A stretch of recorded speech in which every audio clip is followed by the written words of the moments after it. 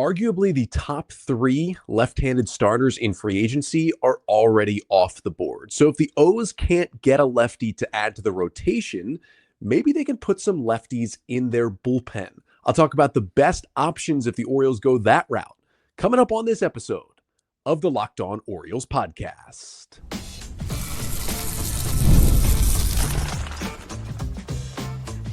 You are Locked On Orioles, your daily Baltimore Orioles podcast. Part of the Locked On Podcast Network, your team every day. Hey there, Orioles fans. Today is Tuesday, December 10th, 2024, and welcome back into the Locked On Orioles podcast, part of the Locked On Podcast Network, your team every day. As always, I'm your host, Connor Newcomb, and coming up on today's episode, we're going to do another free agent wish list. It is potentially the last one that we're going to do. Today, we will look at left-handed relievers who are on the market in free agency. I'll give you my top 6 options for the Orioles if they do want to add to the pen because they declined the option on Danny Coulombe, making their bullpen potentially one lefty short. And we'll talk about who is out there for the Orioles to go and get. And then we'll finish off the pod at the end with a little bit of news from day 2 of the winter meetings on Tuesday in Dallas. But that's all coming up on this episode of the Locked On Orioles podcast, which is brought to you by FanDuel. You can start the season with a big return on FanDuel. New customers can place a $5 bet, and you'll get started with $150 in bonus bets if you win your first $5 bet. Just visit FanDuel.com to get started today. So it is day 2 of the winter meetings. I'm recording here just shy of 8 p.m. Eastern time. Deals are coming through in Dallas. I'll get to a few of them, but none of them so far have involved the Orioles, although one with Max Fried signing with the Yankees, certainly a guy I thought the O's would have some interest in. We'll get to what those deals were at the end of the show and how they impact the Orioles.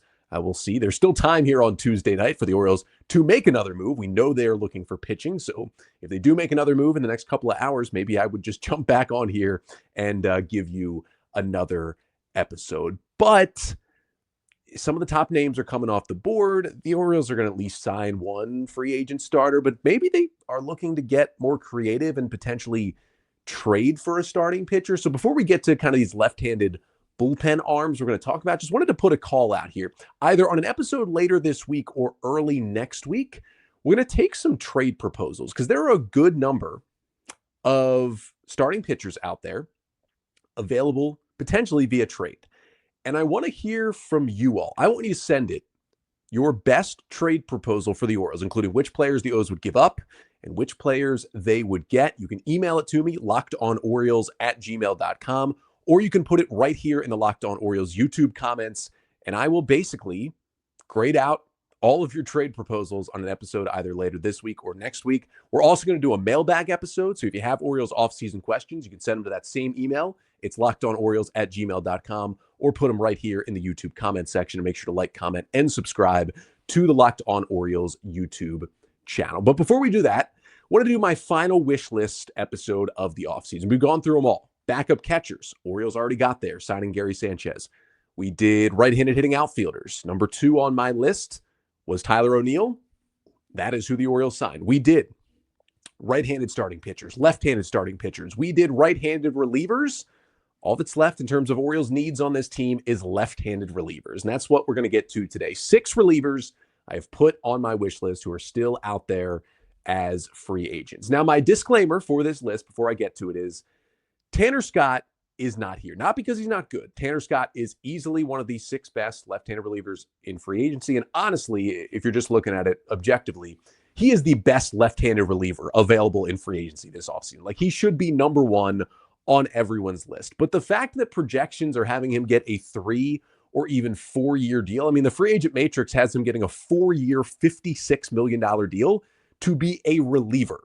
That is a lot for any reliever, let alone one that has already been with the Orioles for a while. They kind of know Tanner Scott. They know how volatile it can be. I don't think the O's are giving that many years or money to any relief pitcher, and specifically not to Tanner Scott. Now, they could wow me and do it anyway, but that is why I'm not going to put him on this list, because I just see it so unlikely that the Orioles would sign him. So instead, let's get to number 6 on my list. Number 6 is 30-year-old left-hander Ryan Borucki, who will be 31 in March. He spent his 2024 season with the Pittsburgh Pirates. Now, he's not on the free agent matrix, which is the document put together by John Becker of FanGraphs that kind of gives you the median average for every contract prediction for almost every free agent. Borucki's not on there, but most likely he will get a cheap one-year deal, $2, $3, $4 million to catch on with a team for 1 year. It'd certainly be a cheap option. Now, Borucki did miss most of this year. He was out from April 5th to September 1st after being diagnosed with carpal tunnel syndrome in his wrist. He was having multiple problems. It finally kind of turned into carpal tunnel, but either way, it was definitely an odd injury that kept him out for most of the season. Now, when he returned finally in September, he wasn't great. He gave up 7 runs on 10 hits in 7 2/3 innings for a Pirates team that was completely out of the race at that point. But his stuff plus numbers on his offerings were actually better, and his velocity looked normal when he came back. So maybe it was just kind of a bad stretch returning from an injury. I mean, overall, he only pitched in 14 games and threw 11 innings at the big league level last year because he missed so much time with injury. And in those 11 innings, he allowed 9 runs on 14 hits with 13 Ks and 4 walks, 2 homers, and a hit batter. But how much can you take out of that if he was basically dealing with an arm injury all year? If we're assuming he's healthy, he could be kind of a sneaky under the radar pickup for the Orioles. It's a slider, sinker, changeup, sweeper combination. It's a lot of sliders. He throws over 50% sliders, and then it's like 20% sinkers. That is his main 1-2 punch for Borucki, and that 1-2 punch helps him get lefties out. His slider, opponents hit under 200 against it with a 32% swing and miss rate back in 2023 when he had a really good full season for the Pirates. Maybe not a totally full season, but he pitched 40 1/3 innings in 2023 and posted a 2.45 ERA when he was healthy for Pittsburgh. That was a 22% strikeout rate to just a 2.6% walk rate last season. If he's healthy and can reproduce that, he'd be a steal. His 2.6% walk rate back in 2023 was the second lowest in the majors among pitchers who threw at least 40 innings that season. He was just allergic to walks. And a 29.7% hard hit rate, a 36% chase rate were some of the best numbers in the league. So if he's healthy, he is a cheap and sneaky pickup as a left-hander reliever.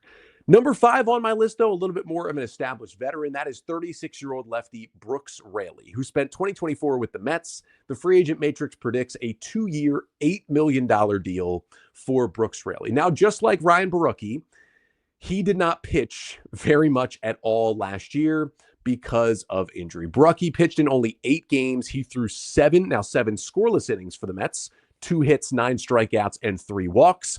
But it was 7 innings nonetheless because most of his season was taken out because of Tommy John surgery. He pitched, again, really well, 7 scoreless innings in April out of the bullpen, started feeling the elbow pain, got the testing done, and had to get Tommy John surgery in May. Now, Raley is 36, but he said last summer when being interviewed, he wants to pitch in the majors in 2025 and beyond. So he's not thinking about retirement. But at this point, it's more than likely he will not be ready for opening day. So that's why, despite being a 36-year-old, he's probably going to get a 2-year deal because a team will only probably get him for one half of 2025. And then we'll hope he fully rebounds and get him for a full season in 2026. Now, at that point, he's 37 years old. How much are you going to get from him?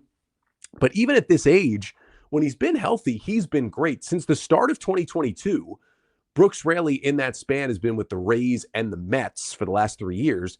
He's thrown 115 1/3 innings at the big league level with a 2.58 ERA, a 27% strikeout rate, just a 9% walk rate. And his 29.2% hard hit rate allowed in 2023 was the 13th lowest of all pitchers in Major League Baseball. Like, he is up there as one of the most under the radar relievers in the sport. It's, you can say a 4-pitch mix pretty much. A sweeper, a cutter, a changeup, and a sinker is what the left-hander Raley throws. But that sweeper is the bread and butter. Threw it 36% of the time in 2023. Opponents whiffed 34% of the time. They hit 170 against it. But his changeup is also diabolical. Now, he only throws it against righties, and he doesn't get a chance to pitch as much against right-handers, so it's only 15% usage for Raley is that changeup. But when he threw it in 2023, had a 42% swing and miss rate, and opponents hit 105 with a 158 slugging against it. They could not hit his changeup. So the sweeper gets lefties, the changeup gets righties, and it's a sinker at 90 miles an hour. It's not going to blow anybody away, but he does enough with the sinker and the cutter to land some strikes and get ahead. His sinker's not great, but again, sixth best sweeper in baseball by run value. If you're willing to take the risk and know you might not have Raley for maybe the entire first half of next year, he's another under the radar guy who, if he returns to his old form, could be a huge value play in free agency. Number 4 on my list is Caleb Thielbar, 37-year-old at the moment, although he will be 38 in January. A left-hander who has spent his whole career with the Minnesota Twins. The Matrix doesn't predict him to get much. They predict a 1-year, $1 million deal for Caleb Thielbar. And basically the reason why he's on this list and the reason why he's up at number 4 is if the Orioles turned Danny Coulombe into what he was for the last 2 years with Baltimore, and now they've kind of let him walk, why can't they do the same thing with Caleb Thielbar, who has a very similar story to Danny Coulombe? Caleb Thielbar, another older Twins lefty who doesn't throw hard but has great breaking balls. And because of some injury issues and some ups and downs, the Twins have cut him loose. And there have been a lot of Twins pitchers that they have cut loose over the past few years that the Orioles have reaped the benefits of. And I think Caleb Thielbar could be the next guy on that list. Now, he's certainly a veteran. He's going to be 38. He's been in the big league since 2013 with Minnesota. He's thrown 320 career big league innings to a 3.38 ERA. He's been really good his whole career, and his strikeout rates have been fantastic throughout his career. I mean, he's got a sweeper and a curveball. Those are his two really good breaking balls to go along with essentially a four-seam fastball. He's a 3-pitch mix. And he throws a lot of fastballs, and that's kind of been his bread and butter pitch. While he's only thrown, 93, 94 in his career, good velocity for a lefty, but not crazy. It's always had that rising IVB action that makes it really, really hard for lefties and righties to hit. The issue with Thielbar this year is that, his velocity on the fastball was the same at 93, but his stuff plus numbers dipped. He lost the ride on that pitch, and he lost some command. It was not the same. I mean, you saw Caleb Thielbar's walk rate spike from 5% in 2023 to 11.1% in 2024. That is a concerning jump, and it's because he lost stuff and command on his fastball. Now, his sweeper and curveball were still, his curveball was a little worse, but those pitches were mostly as dominant as they usually are. They were really, really good breaking pitches. Or excuse me, the sweeper was a little worse. The curveball was fantastic once again this year. And they continue to get guys out, but because he couldn't land his fastball to get ahead or fool guys like Danny Coulombe is able to do from time to time in that big pitch mix, he just wasn't nearly as effective. So Thielbar, who had 2.25, 3.23, 3.49, 3.23, his ERAs the last 4 seasons with the Twins, this year in 59 games, he threw 47 and a third innings, had a 5.32 ERA, dropped to a 25% strikeout rate, and as I mentioned, spiked to an 11% walk rate. But this is a guy who the past few seasons, like 2022, 33% K rate, 7% walk rate. 2023, 30% K rate, 5% walk rate. Like, he had been an elite reliever for the Twins and just had a down season. Now, you could say it's age, right? He's going to be 38. Maybe he's done. Maybe the O's think the same thing about Thielbar that they think about Coulombe. It's just age and injury, and he's pretty much done at this point in his mid to late 30s. But he got more ground balls this year. His home run rate dropped. He just got killed by walks and just some bad BABIP luck. That's batting average on balls in play, like generally league average around 280, 290. He had a 331 BABIP against him. That shows you there's some bad luck involved.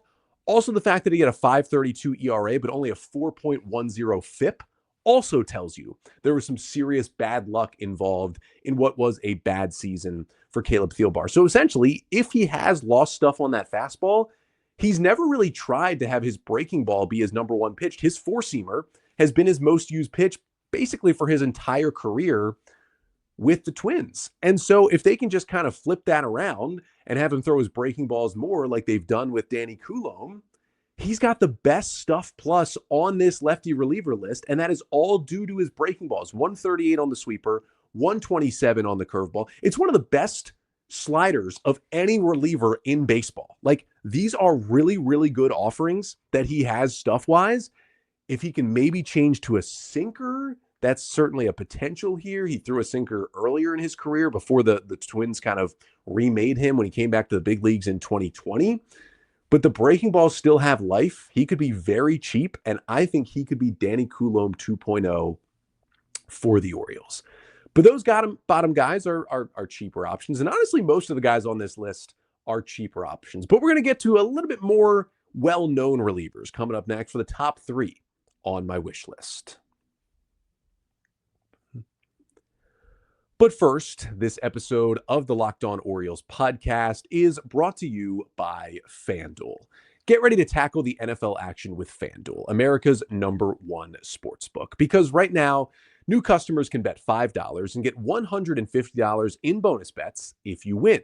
The FanDuel Sportsbook app gives you everything you need to place live bets on the NFL all in one place. So when you get a hunch in the middle of the game, you can check out the latest stats, view live play-by-play, and so much more on the same page where you place your bets. Just visit FanDuel.com to join today.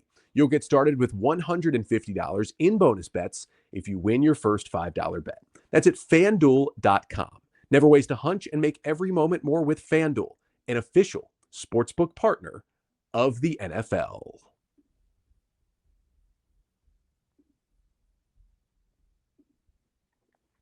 So as we continue on with our free agent left-handed reliever wish list, we go to number 3 on the list, and that is a guy you probably know well if you watch the postseason this year, and it is 34-year-old left-hander Tim Hill, who will turn 35 in March, spent his 2024 split between the White Sox and the Yankees, and the free agent matrix predicts him for a pretty cheap 1-year, $4 million deal in free agency. Now, Tim Hill had the best slider stuff plus in all of MLB this year with the sweeper that he threw. It is a pretty simple combination: sinker, four-seamer, and slider. Now, his slider, he doesn't throw a lot. He only threw it 5% of the time, so it's really good, but it does get hit around just because I think the arm slot that he throws from doesn't allow it to be his best. But Tim Hill is not changing his arm slot. Now, he did start throwing more sliders with the Yankees this year. He started the year with the White Sox.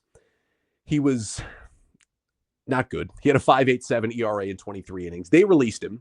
The Yankees signed him on June 20th, and he was really good down the stretch for the Yankees. 44 innings over 35 games. He had a 2.05 ERA for New York. He was arguably their top left-handed reliever in the postseason as they made their run to the World Series. Like, they really trusted Tim Hill. Now, he's not going to strike anybody out. It was a 10.4% K rate and a 5.2% walk rate with the Yankees.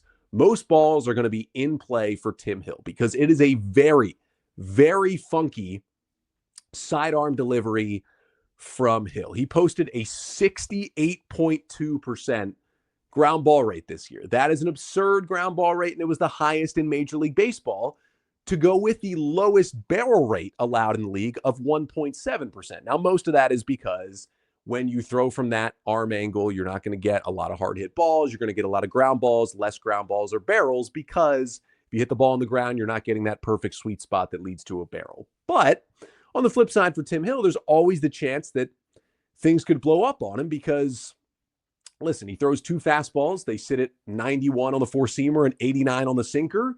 He relies on soft contact and balls in play. When you rely on contact that much, sometimes the contact doesn't go your way, and you have a blow up. I mean, his 12.1% swing and miss rate, the lowest of any pitcher this year in the majors who threw at least a solid amount of innings. Like, he's not going to get strikeouts. He's not going to get whiffs. He is looking for ground balls. He's going to mostly face lefties, but even against righties, he's looking for ground balls every single time he goes out to the mound. Now, if he keeps throwing from that negative 20-degree arm angle, it is the lowest arm angle against lefties in baseball and the second lowest of any pitcher. Like, he is a true submarine lefty, and he keeps throwing strikes. He will continue to get guys out more often than not.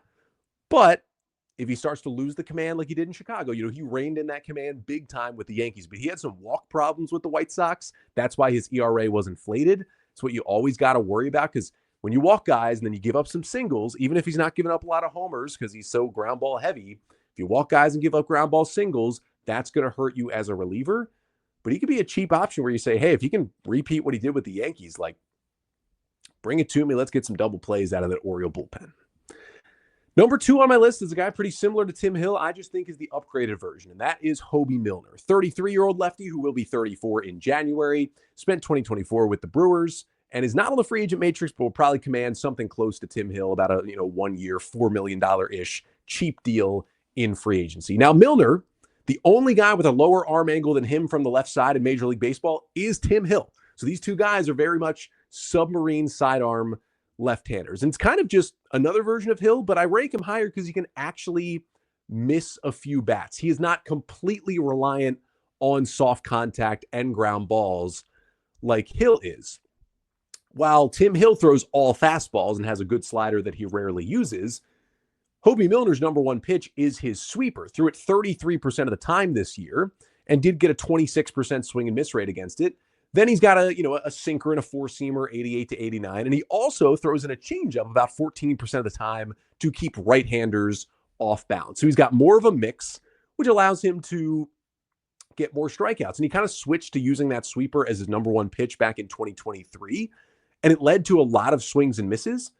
And he also has the low 5% walk rate, but instead of pairing it with like a 10% walk rate like Hill does, he pairs it with a 24% strikeout rate, which honestly is above league average. And it led to Milner's season being 64 2/3 innings in 61 appearances, a 4.73 ERA, but with a 3.14 FIP.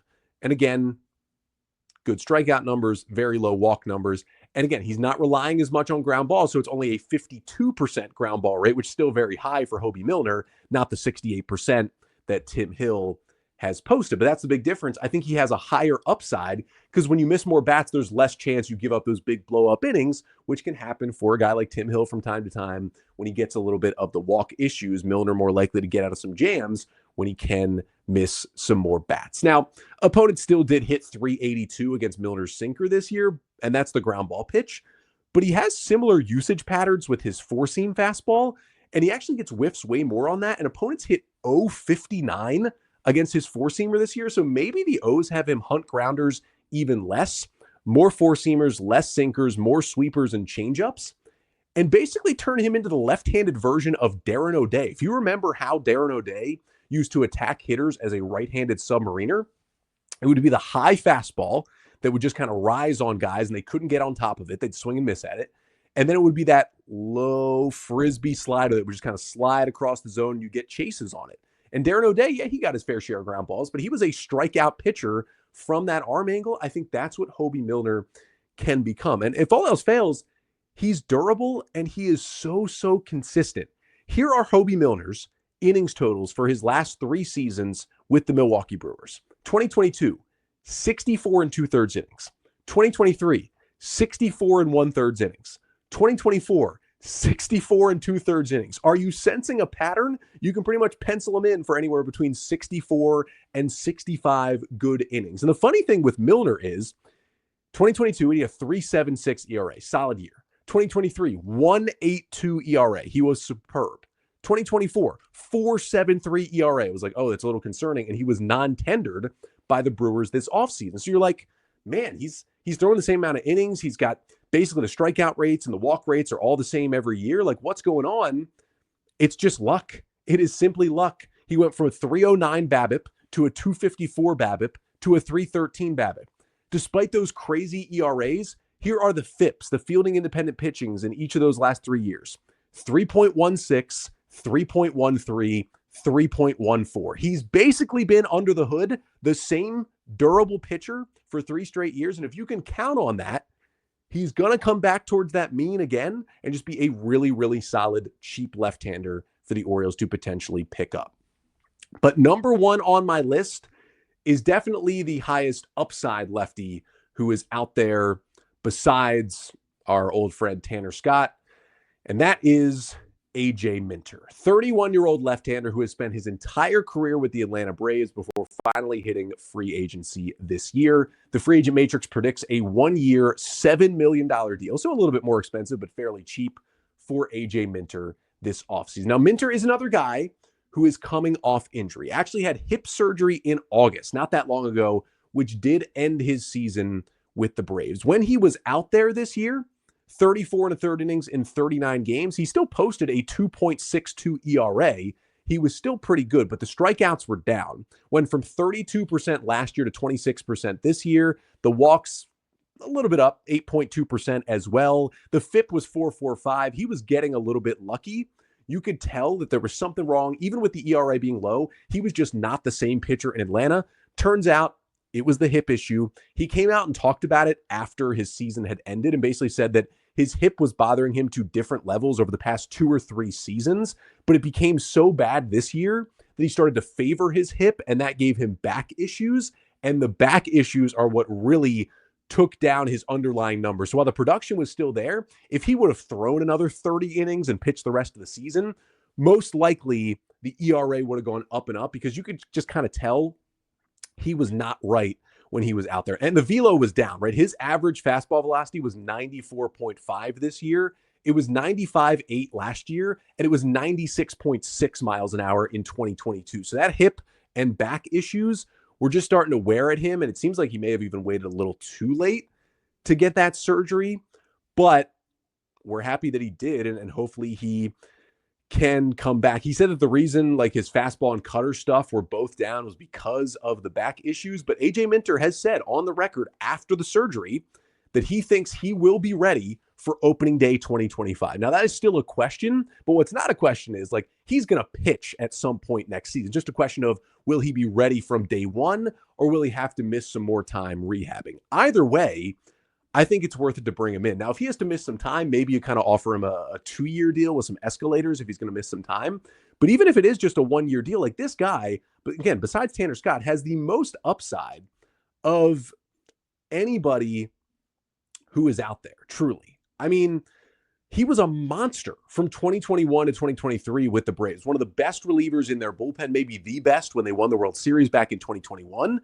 Drew French knows him well. He was AJ Minter's bullpen coach back there for those 3 years with the Braves. That's someone that I'm sure Drew French is telling the Orioles, hey, if this guy's healthy, go and get him. He is an absolute stud out there.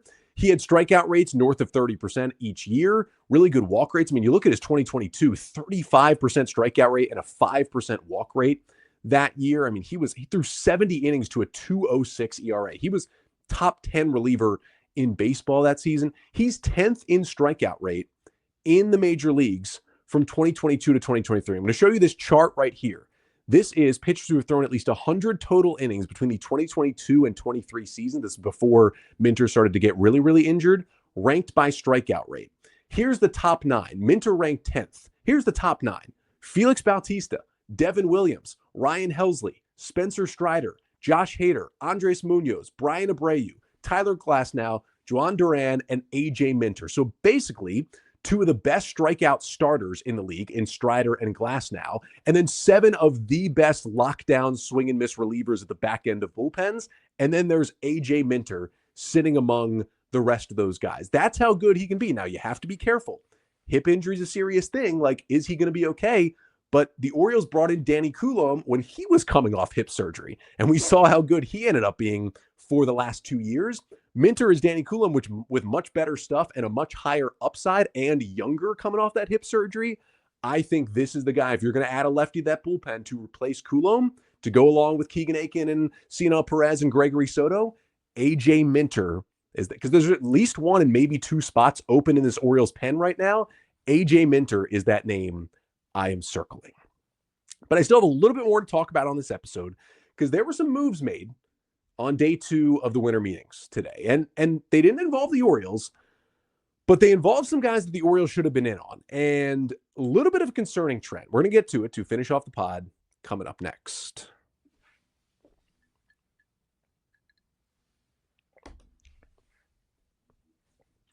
So I'd say really 3 big moves so far. I'm recording just after now 8 p.m. Eastern time on Tuesday night. 3 big moves so far at the winter meetings on Tuesday. First one, Andres Jimenez, the Gold Glover second baseman for the Guardians, was traded along with reliever Nick Sandlin to the Toronto Blue Jays. It was Spencer Horwitz going back to Cleveland. So O's will have to see Andres Jimenez a little bit more. Great defender. He's got to find a way to get his bat back. Kind of an interesting trade at the winter meetings today. What we also saw was Max Fried signing with the New York Yankees. So the question was, okay, where would the Yankees go with this money they now have theoretically to spend, because they offered 16 years, $760 million to Juan Soto. He turned it down, signed with the Mets. Now it's like, what are the Yankees going to do? Well, they went and got Max Fried, and that's the guy the Orioles were reportedly on. Then we got the reporting that maybe the O's were shying away from qualifying offer guys. Fried is a guy who had the qualifying offer attached, but Max Fried got a much bigger deal than I think anyone really expected. Fried gets 8 years,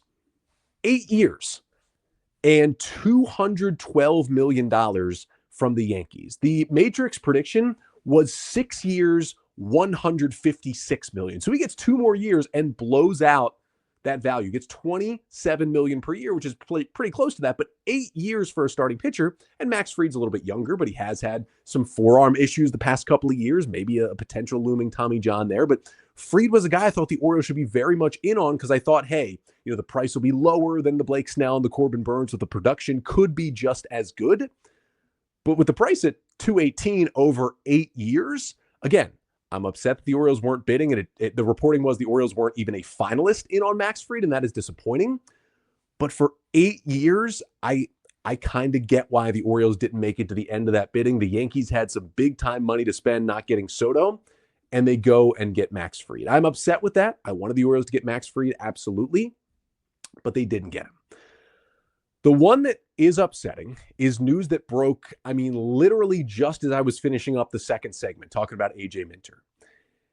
You had to think, from the reporting, from what we know, from the guys I want to see the Orioles get, that their number one target, if they really were, scaring away from the guys with the qualifying offer, that was Max Fried and Sean Manaea and Nick Pivetta were the big names there.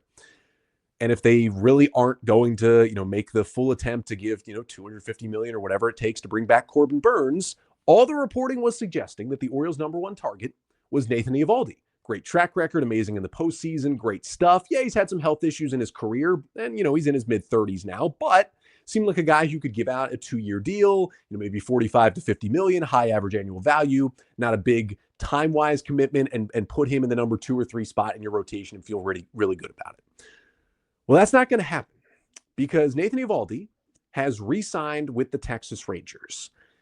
Robert Murray had the report first to FanSide, and then Jeff Passan reporting the terms. It is a 3-year, $75 million contract. Now, most people thought that Eovaldi was not going to get the full 3 years. The free agent matrix prediction was 2 years, $45 million for his contract, $22.5 million a year. And I was very comfortable with the Orioles doing that. I'd even said, hey, if it takes 2 years, $50 million, just go and do it. Get this guy in your rotation. You got to overpay a little bit. Now, I understand the Orioles, for a guy that's a little bit older in Nathan Eovaldi, and, we're not just talking about a guy who's had multiple Tommy Johns and has had a lot of arm injuries in his career, but you add that to the fact that he will be 35 in February. I get all of that, and that might scare you away from giving that guy a 3-year deal. But at some point, and again, this is completely a little bit of an overpay by the Rangers to get one of their favorite guys back. I totally understand it. Maybe he loved pitching in Texas the last couple of years and wanted to go back, so he gave them a little bit of an edge. Totally possible. Free agency is still a two-way street. That player still has to want to play for your baseball team. Completely get it. But this is a guy who's not getting 150, is not getting 8 years, $218 million, even at 3 years, 75, which is a big commitment for a 35-year-old with an injury history. This is a guy who the Orioles were clearly targeting. And again, clearly, they were not willing to go the extra mile. Now, Texas has a fairly rich ownership, but they have some issues with their streaming package and have been cutting a little bit of payroll recently. The Orioles are a team with a new rich owner and an influx of payroll. They should be able to say, you know what? This is our guy. Hey, Nathan, here's 3 years, $80 million. Take it or leave it. And maybe they did. And he just said, hey, the $5 million difference isn't that much. I like Texas so much, I want to go back. That's certainly possible. But it seems more likely that the Orioles were more around the 2 years, $40 million. And they said, we'll go to 45 or 50, but we are not giving you a third year. And at some point, you have to think about the 2 years, the first 2 years. It might happen to the Rangers that Eovaldi is so injured and old and that he's basically nothing for them in 2027. In the third year of that deal, they're paying him $25 million and he gives them 40 innings and he's not very good. That's very possible. But in free agency, you have to pay to get players you want.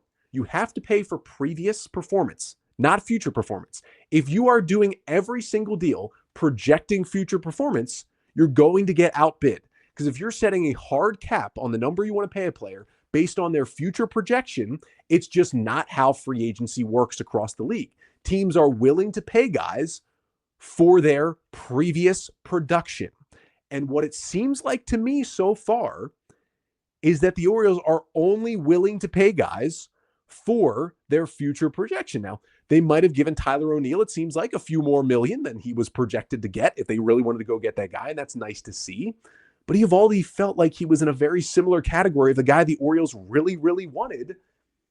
And again, maybe it was just he really wanted to come back to Texas, but at some point, you have to make that extra splash. The whole thing of free agency is you basically have to overpay. If you're just looking at dollars per WAR and future projections, basically every multi-year free agent contract is an overpay. I mean, 9 out of 10 multi-year free agent contracts are overpays if you really analyze them, but that's what you have to do. And with David Rubenstein in there instead of John Angelos, the Orioles should be able to do that. And you can say, again, 35-year-old injury-prone pitcher, giving him 3 years, $75 million, you can call that reckless, and you have a point. But at some point in free agency, you have to be a little reckless to make your team better. You have to be a little reckless to win a World Series. And at some point, Orioles fans want Rubenstein and Elias to be a little reckless. Mike Elias has been so buttoned up and by the numbers. To play in this world with more money in the big free agents, you have to get a little reckless.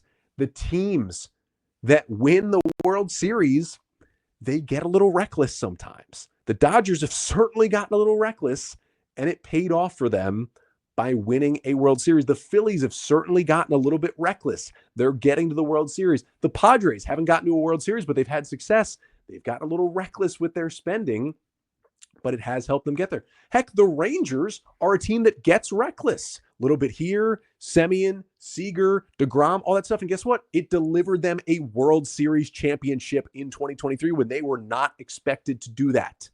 The Orioles have this great young core. They're cheap.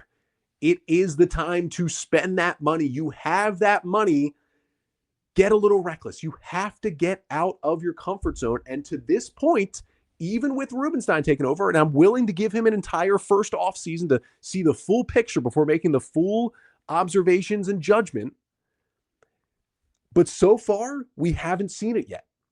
You have to be willing to overpay and get a little reckless. And this is just another straw right here of the Orioles not being willing to do that. And this one hurts a little more than Max Fried, because Max Fried is right now a better pitcher than Nathan Eovaldi. But Eovaldi seemed like the perfect guy for the O's to go get. And I understand the Rangers overpaid to get him.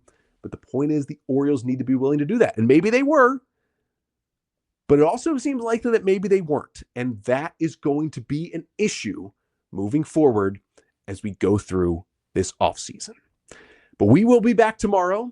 See if there's any reporting on if the O's were truly in on Eovaldi. We'll get you any other news from Day 3 at the winter meetings, get you some Rule 5 draft updates. That's all coming up on tomorrow's episode. Might even talk a little bit about the starting pitchers who might be available in trade. Remember, send in those trade proposals, send in those mailbag questions, lockedonorioles@gmail.com, or right here in the comments section. We'll get to them on a later episode of the show. But we'll be back tomorrow evening either way. Until then, I'm Connor Newcomb, and this has been the Locked On Orioles podcast, part of the Locked On Podcast Network. Your team every day.